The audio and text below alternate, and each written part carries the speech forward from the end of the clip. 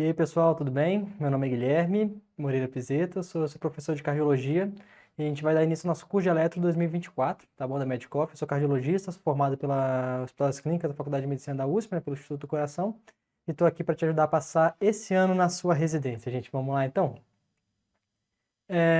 Gente, nessa aula, então, nós vamos revisar a anatomia do sistema de condução, vamos falar um pouquinho sobre técnica de como realizar o eletrocardiograma, depois a gente vai falar sobre cada onda, cada intervalo do eletrocardiograma normal.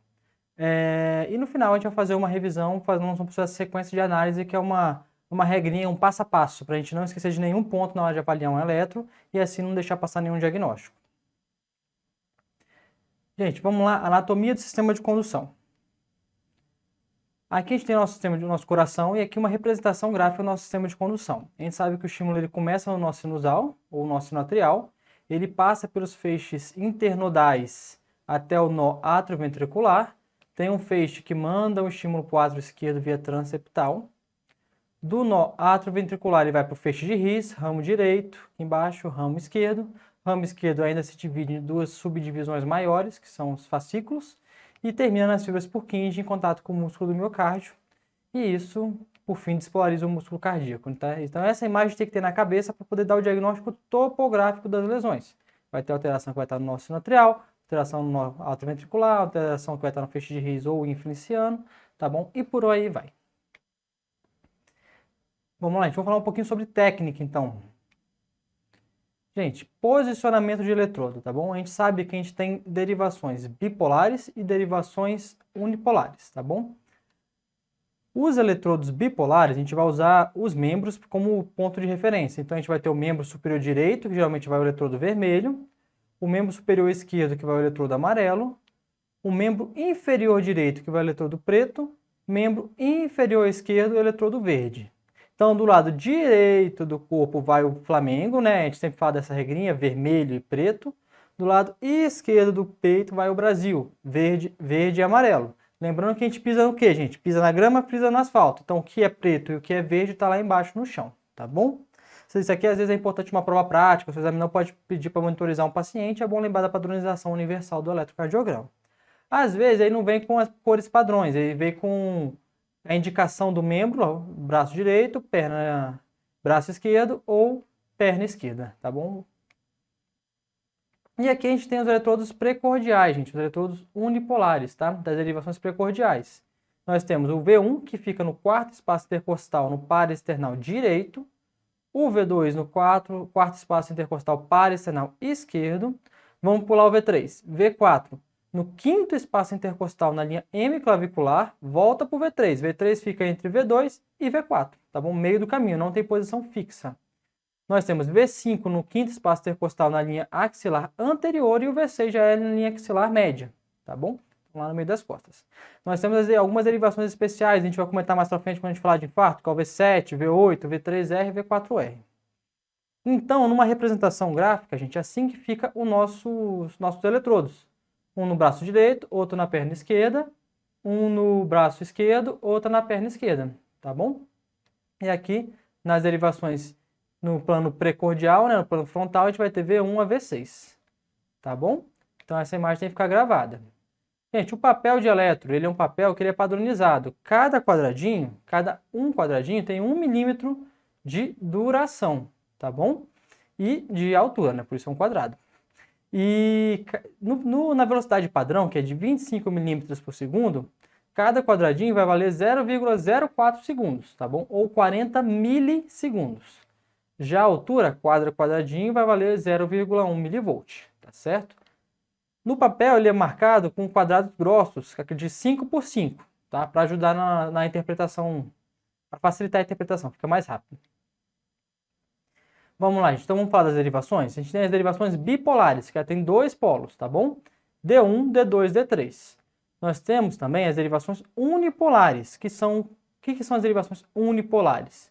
Um dos polos vai estar nos membros, ou no pé, ou no braço direito, ou no braço esquerdo, e o computador reconstrói para deixar um polo no meio do tórax. Quando a gente vê a próxima imagem, vocês vão entender melhor, tá bom? E como eu comentei, as derivações precordiais, que vão de V1 a V6. Então, gente, como que fica? Isso aqui, que é um pouco difícil essa figura, mas não é Se você parar para prestar um pouquinho de atenção, você vai ver que não é tão difícil assim de entender. Essas duas figuras, elas representam uma representação gráfica das derivações. Aqui a gente tem só as derivações bipolares e as unipolares dos membros, tá bom? Então, D1, D2, D3, AVL, AVR, AVF.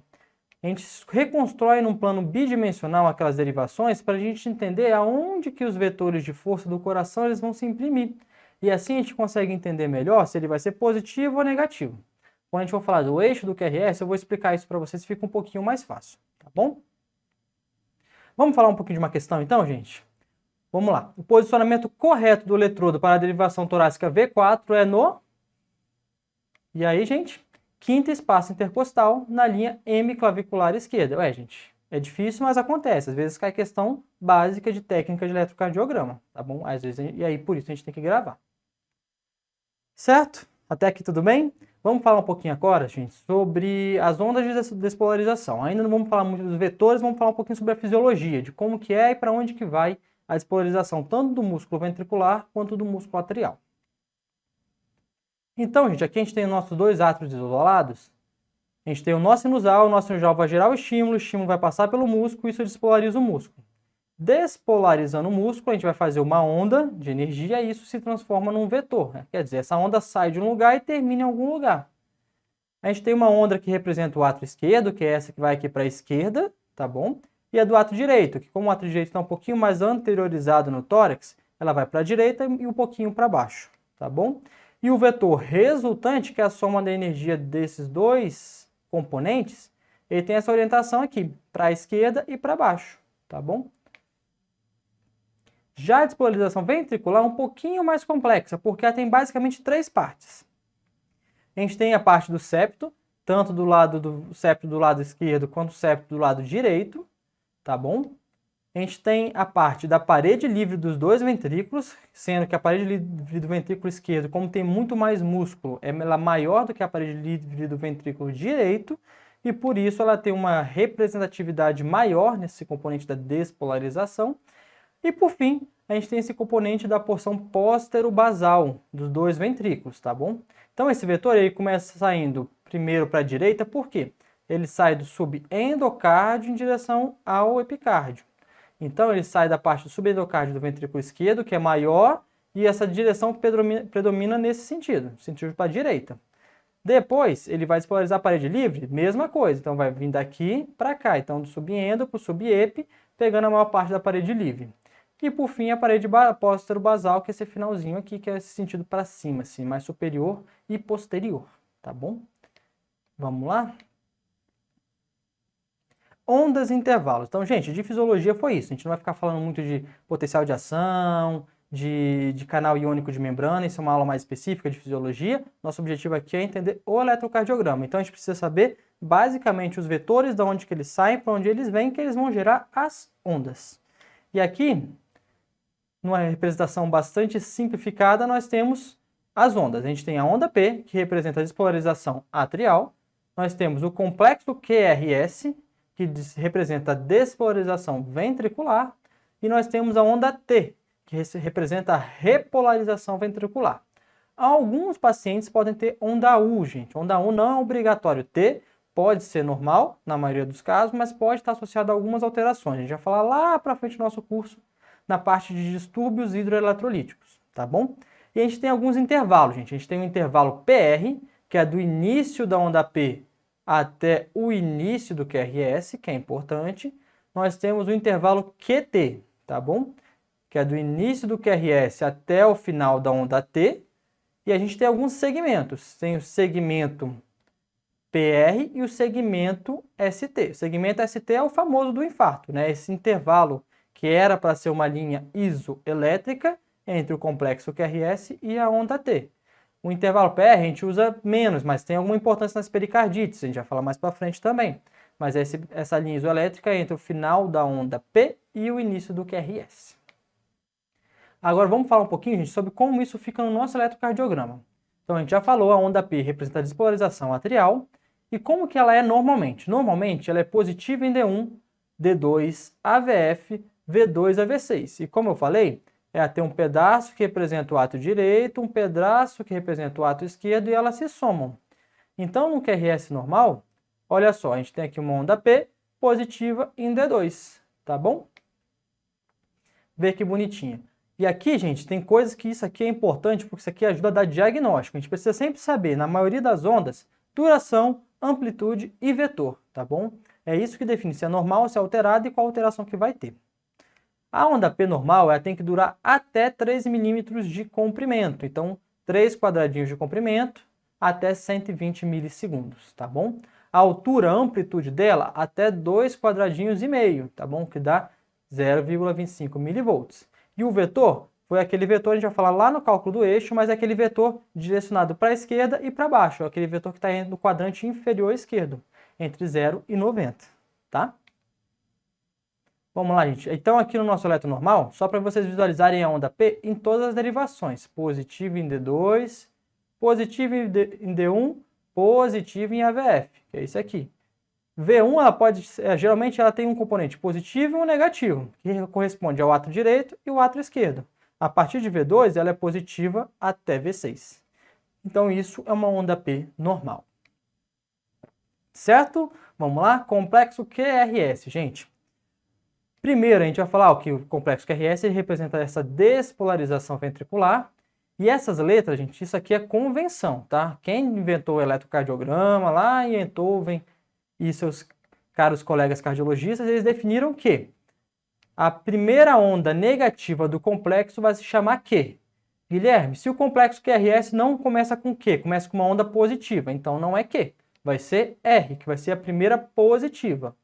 S é a segunda negativa, tá bom? Geralmente depois da onda R. Então é Q, R, S. Se não tem Q, se for R, onda negativa, é R, S, tá bom? E toda vez que volta a se repetir esse fenômeno, a gente bota um linha, que a gente chama R'. Seria uma segunda deflexão positiva. S' seria uma outra deflexão negativa depois da onda R. E por aí vai, tá bom? Gente, complexo QRS, ele é bem parecido o vetor dele com o da onda P. Para gravar, o mais importante é isso, gente, ele é positivo em D1, positivo em AVF. Então, ele quer dizer que ele está naquele mesmo vetor. O eixo dele muda um pouquinho, de menos 30 a mais 90 graus, tá bom? Mas ele estando positivo em D1 e AVF, ele vai estar, na maioria das vezes, em todas as vezes, ele vai estar dentro desse intervalo aqui, tá? Duração, gente, QRS estreito é aquele que tem menos do que 3 quadradinhos, é igual a onda P, facilita. Até no máximo 120 milissegundos. E agora, amplitude é um pouquinho diferente. A amplitude do QRS, a gente vai ter vários critérios. Aqui eu citei 4, que são mais simples, né? Uns mais simples, outros mais elaborados. Mas a gente tem que avaliar critério. O clássico é o Sokolov-Lyon, esse aqui que a gente aprende na faculdade, que é o S de V1 ou V2, com R de V5, geralmente a maioria das referências fala só de V6, maior do que 35 milímetros, tá bom? Se for maior do que isso, esse QRS está muito grande, tem um sinal de sobrecarga, a gente vai falar um pouquinho melhor na aula de sobrecargas. Cornell, gente, Cornell é muito fácil. É o R de AVL, ou seja, a onda positiva de AVL, com um S de V3. Somou os dois, deu mais que 28 em homens, ou 20 em mulheres, ou então se a gente for usar o Cornell clássico, que não diferencia por sexo, 28 para todo mundo, deu mais do que isso, está aumentado. Esse aqui, então, gente, é o mais fácil ainda, R de AVL. Se o R de AVL for maior do que 11, sobrecarga. Home-Hilt é um ótimo critério, mas ele tem uma série de coisas que a gente vai pontuar, vamos falar um pouquinho na aula de sobrecarga também.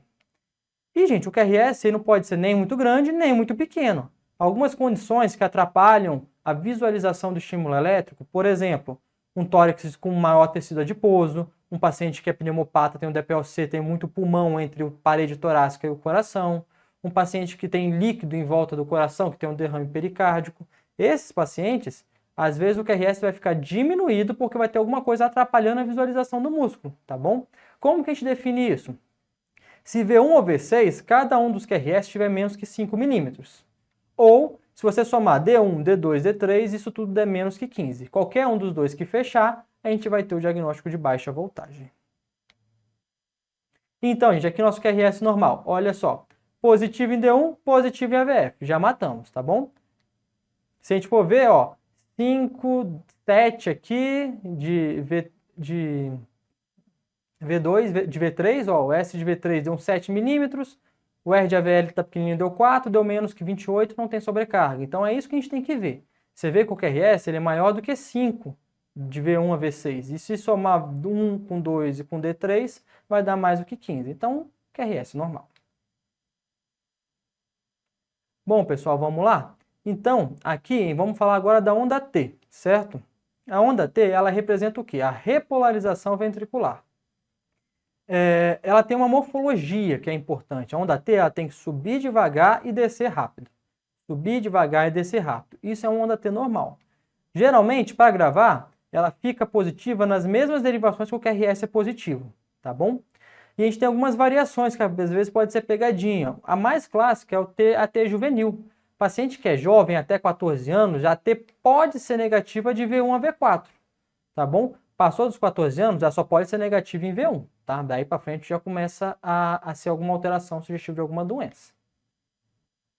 E a onda U, gente, como eu falei, a onda U não é obrigatória, ela é importante nos distúrbios, principalmente do potássio, e ela tem várias hipóteses sobre a origem dela. Uma das mais aceitas é que seria uma despolarização tardia de algumas fibras de Purkinje, tá bom? E ela é melhor visualizada no plano frontal, V2, V3, V4, tá? Às vezes ela aparece aqui, ó, bonitinha aqui.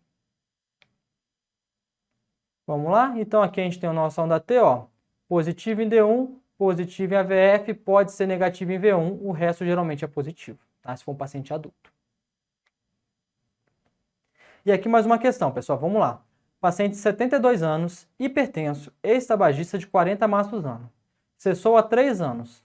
Faz uso ambulatorial de enalapril, hidroclorotiazida e atenolol, todos em dose máxima, ou seja, um paciente que tem uma hipertensão de difícil controle, né? Porque está com 3 medicações, tá bom? Teoricamente estava com bom controle pressórico, contudo, há cerca de 6 meses vem apresentando medidas residenciais de PA mais elevadas, até 19/10, tá bom? Não teve nenhuma alteração na prescrição e ele mantém a boa aderência. No exame físico, apresenta bom estado geral, coração hidratado, um pouquinho taquicárdico, uma pressão de 19/10 praticamente, simétrica nos 2 membros e o restante do exame sem alterações.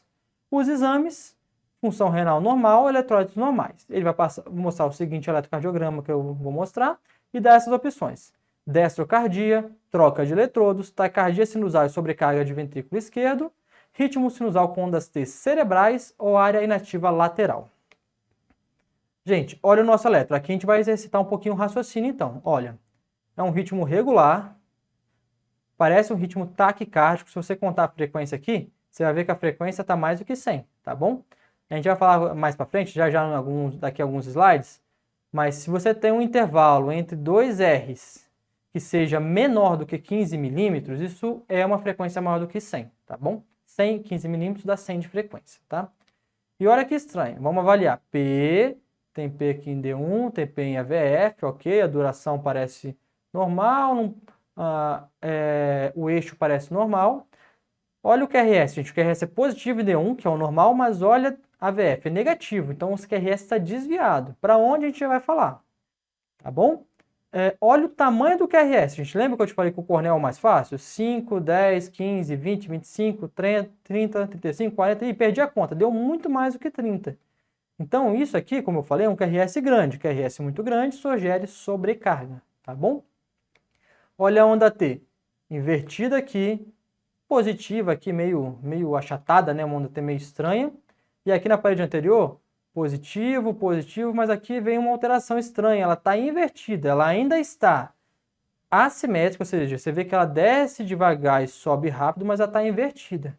Gente, aqui a gente tem vários achados que sugerem que esse paciente tem uma sobrecarga de ventrículo esquerdo, tá bom?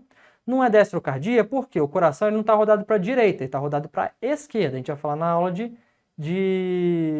na hora que a gente for falar de eixo do QRS, daqui a pouco, tá bom? Eletrodo, mesma coisa, não tem nenhum sinal de eletrodo não, QRS que cresceu mesmo, tá? Onda T cerebral, gente, é uma alteração que acontece, geralmente secundária, é uma descarga adrenérgica muito intensa em pacientes que têm hemorragia intraparenquimatosa ou subaracnoideia. Paciente que sangra, faz AVCH, tem uma descarga de adrenalina e isso faz um estado de isquemia transitória do músculo cardíaco, ele faz uma alteração de repolarização aguda. E então a gente teria várias ondas T negativas em toda a parede anterior, de V1 a V6. Não é isso que ele está tendo. Área inativa, gente, a QRS começando com o quê? Ó, área inativa é ainda mais a parede lateral. A parede lateral, a gente vai falar mais para frente, mais na aula de infarto, é V5, V6, D1 e AVL. Ó, não tem um Q grande aqui. Tem que ser um Q grandão para poder corresponder à área inativa. Aqui ele não tem, tá bom? Então a área inativa também não é. Então, com o que a gente já sabe até agora, é uma taquicardia sinusal e uma sobrecarga de ventrículo esquerdo, tá? Vamos lá, gente. Próximo tópico, intervalo PR. Gente, o intervalo PR, ele reflete a condução do músculo atrial até o nó atrioventricular. Se tiver alguma coisa atrapalhando no meio do caminho, isso pode alargar esse intervalo, tá? Ele não pode ser nem muito longo, ou seja, não pode ser maior do que 200 milissegundos, 5 milímetros, mas também não pode ser nem muito curto. Ele tem que durar no máximo, no mínimo 120 milissegundos, tá bom? Vocês lembram da síndrome de Wolff, Parkinson, White, da pré-excitação ventricular? Ela encurta o intervalo PR, tá? A gente vai falar mais para frente. Segmento PR, gente, é aquele intervalozinho entre as duas ondas. Ele é importante na pericardite. Na pericardite, do mesmo jeito que a gente fala que tem supra-desnivelamento difuso do ST e múltiplas derivações, que faz diagnóstico diferencial com síndrome coronariana aguda com supra, ao mesmo tempo que supra o segmento ST, ele infra o segmento PR. Então é uma das coisas que pode te dar uma dica para um diagnóstico de miopericardite e não de síndrome coronariana aguda. Intervalo QT, gente. Intervalo QT ele é importante em algumas situações. O intervalo QT ele mede a repolarização ventricular. Alguns pacientes, seja por exemplo uma doença genética, mutação no canal de sódio, mutação no canal de potássio da membrana celular, ele pode ter um prolongamento do intervalo QT. Ou então, se for uma mutação contrária, ele pode ter um encurtamento do intervalo QT, dependendo se for ganho de função ou perda de função, tá bom? Ou então isso pode ser induzido por algumas medicações. O clássico exemplo, amiodarona, sotalol.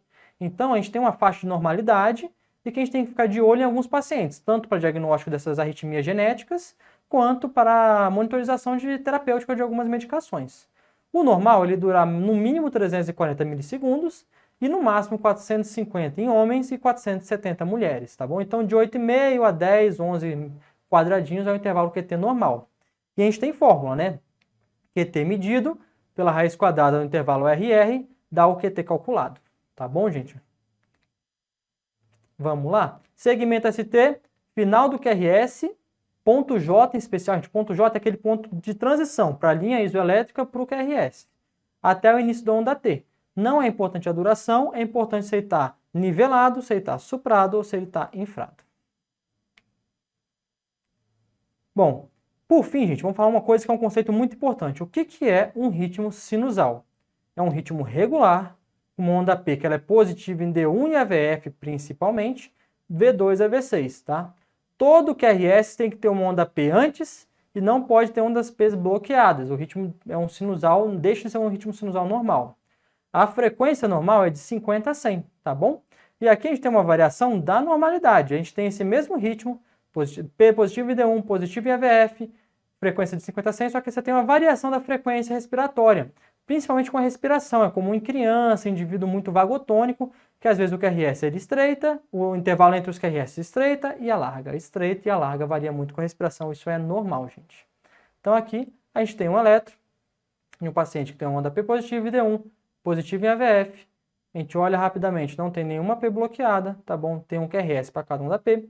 E às vezes ele dá uma encurtadinha, às vezes ele dá uma largadinha. Você vê que esse intervalo aqui é um pouquinho menor do que isso aqui. Isso aqui é arritmia sinusal respiratória, isso aqui é normal. E aqui um zoom.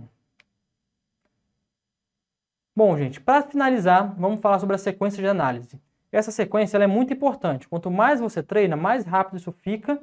E isso te ajuda a não esquecer nada na hora de ver um eletro. Ainda mais quando a gente vê um eletro mais difícil, tá bom? Como que funciona? Essa aqui é uma sugestão. Você pode adaptar a sua, mas geralmente a gente vai do início para o fim. Então vamos ver se o ritmo, se é sinusal ou não. A gente vai calcular a frequência, o eixo do QRS, que é uma coisa importante, a onda P, duração e amplitude. Intervalo PR, que a gente comentou, duração. Complexo QRS, duração, amplitude e a morfologia. Segmento ST, se está para cima ou se está para baixo, onda T e o intervalo QT. Então do início ao fim a gente consegue ver todas as alterações. Cálculo de frequência, gente. Lembra que eu falei? Isso aqui tem a ver com a velocidade do papel, tá bom? Então tem que estar padronizado em 25 milímetros por segundo. Mas a gente calculando a distância a gente consegue achar a frequência cardíaca, tá bom? Então a gente pega 1.500, que é uma constante, divide pelo intervalo entre duas ondas R, a gente vai achar a frequência cardíaca. Se vier 25 vai dar 60, se vier 30 vai dar 50, se vier 15 vai dar 100, se vier 10 vai dar 150 e por aí vai. 1.500 dividido pelo intervalo R. Cálculo de eixo, gente. Cálculo de eixo é uma coisa mais chatinha, mas aqui a gente vai simplificar para ficar fácil, tá bom? Gente, quando a gente fala de cálculo de eixo, vamos pensar em D1 e AVF, que é o essencial, tá bom? D1 é essa derivação que está isolada aqui, tá bom? AVF é essa derivação que está isolada aqui. D1, a gente convencionou que o polo positivo dele fica aqui, ó, do lado esquerdo, tá bom? Então, qualquer vetor, qualquer sentido de força que se direcionar para o lado esquerdo vai aparecer positivo em D1. Então, quando a gente fala que o átrio normal se despolariza de cima para baixo, da direita para a esquerda, ele vai estar se projetando em D1 na parte positiva de D1. Então, por isso que ele vai ser positivo em D1. Do mesmo jeito que ele está indo para a esquerda, ele está indo para baixo. Então, se ele está indo para baixo, ele está caindo no AVF. AVF, nós convencionamos que a parte positiva dele fica aqui na porção inferior. Então, se o vetor do coração está vindo daqui para cá, ele vai se escrever positivo em D1, positivo em AVF, tá bom? E a mesma coisa para o complexo QRS. A gente vai ver, está positivo em D1, está vindo para a esquerda. Se estiver negativo em D1, está indo para a direita. Está positivo em AVF, está vindo para baixo. Está negativo em AVF, está subindo, tá bom? Então, desse jeito, a gente consegue matar o eixo do QRS. Estando entre 0 e 90, vai estar no quadrante normal que a gente espera. Começou a desviar para cima, por exemplo, começou a ficar mais negativo em AVF, a gente fala que ele está subindo, quer dizer que está desviando para a esquerda. Pensa que o nosso coração, gente, ele está aqui do lado esquerdo e ele roda. Se ele crescer o lado esquerdo, a parede do músculo, ele vai rodar para cima e para trás. Então, o eixo do QRS, em vez de ter essa orientação que vem da direita para a esquerda, de cima para baixo, ele vai começar a se direcionar da direita para a esquerda, sim, mas de baixo para cima. Então, ele acaba caindo nesse quadrante, tá bom? E se ele crescer o lado direito, mesma coisa. Em vez de da direita para a esquerda, ele vai da esquerda para a direita. Então, vai vir para cá, continuando nesse quadrante de baixo. Ah, Guilherme, se ele vir para cá, deu a volta completa, a gente não sabe para qual lado ele rodou. Ele pode ter rodado tanto muito para o lado direito quanto para o lado esquerdo. Aí não dá para falar, por isso que a gente chama de indeterminado, tá bom?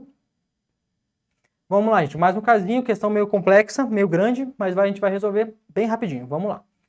Um homem de 48 anos de idade, casado, comparece em retorno de consulta ambulatorial com queixa de episódios que em seu coração passou a bater para fora da boca, com batidas fora de hora e com a sensação que pode parar a qualquer momento, tá bom?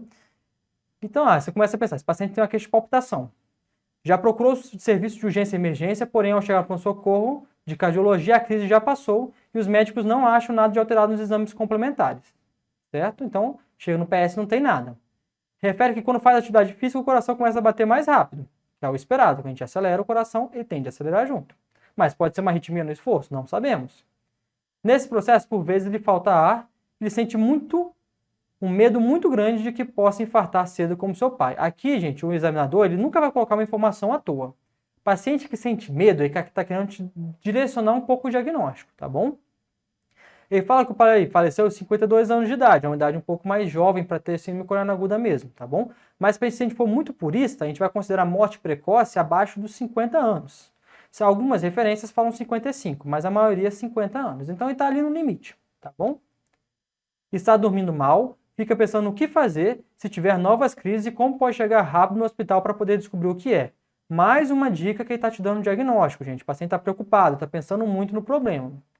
É ex-fumante, já parou há 12 anos, fumava 15 maços, fumou por 15 anos, perdão. E o exame clínico dele está normal. Os exames complementares solicitados em primeira consulta são normais, perfil lipídico. E o eletrocardiograma é um eletrocardiograma em sequência. E uma das coisas mais importantes, gente, que ele mata a questão aqui embaixo. O registro de Holter durante uma das crises está representado abaixo. Vamos lá? Então, aqui a gente tem um eletrocardiograma, gente. A gente tem um eletrocardiograma normal. Então, a gente tem uma P positiva em D1, positivo em AVF. Tem QRS positivo em D1, positivo em AVF, tá bom? A onda T, ela é positiva em D1, positiva em AVF, positiva de V2 a V6, um QRS normal, gente. O registro do Holter seria uma tira muito semelhante a essa aqui do D2 longo, tá bom? Que o examinador ele esqueceu de colocar na questão desse ano. Mas a tira de Holter, quando a gente for revisar a questão, ela é bem parecida com essa tira, que é uma tira normal. Então, o que ele quis dizer? Que o paciente, quando estava com crise, ele não tinha alteração eletrocardiográfica. E aí a gente volta para as opções. Letra A, depressão ansiosa. Ele não tem muito sintoma de humor deprimido, né? O quadro dele é mais de ansiedade. Introdução de ansiolítico não benzodiazepínico. Angina estável? Não, ele não tem dor no peito. Para ser angina é dor precordial em aperto, peso, queimação, que piora com esforço, melhora com repouso. Ele não tem angina, então não é angina estável, tá bom? E ele também não tem equivalente anginoso. Síndrome do pânico, ó, ele já falou umas 2 ou 3 vezes durante o enunciado que ele estava com medo e que os exames estão todos normais.